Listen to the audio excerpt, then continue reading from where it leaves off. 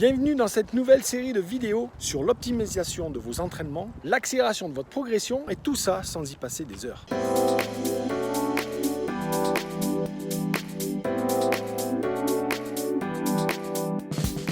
Alors pour passer moins de temps à vous entraîner et avoir des performances plus élevées ou une progression plus rapide, il est essentiel de déterminer vos zones de puissance optimales.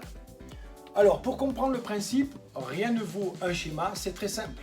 Une fois que vous avez défini votre zone de puissance optimale, ici, vous pouvez osciller dans une zone, elle n'est jamais à un point précis, mais c'est à 20-30 watts près. Si vous vous entraînez au-dessus, c'est facile de comprendre que vous allez vous cramer.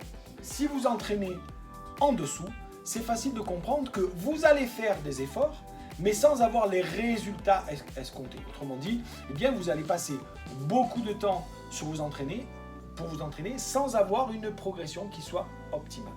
Alors bien sûr, ces zones de puissance, elles sont à définir pour la semaine ou la période de travail, même si des fois ça peut être une période de 3 semaines ou de plusieurs mois.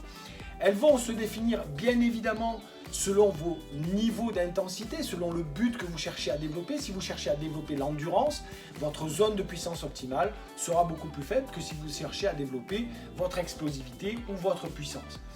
Vous devez aussi définir vos zones de puissance qui seront différentes en course à pied, en vélo, en natation, donc selon le sport que vous pratiquez. Mais dans un même sport, elles seront différentes selon que vous les pratiquiez sur le plat, en montée ou sur une traîneur.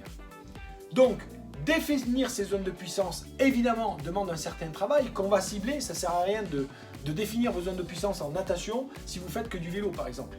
Bon, mon exemple, il est un peu trivial, mais c'est pour que vous compreniez qu'il va être important de définir votre profil, vos objectifs, et en fonction de vos séances d'entraînement, des zones de puissance.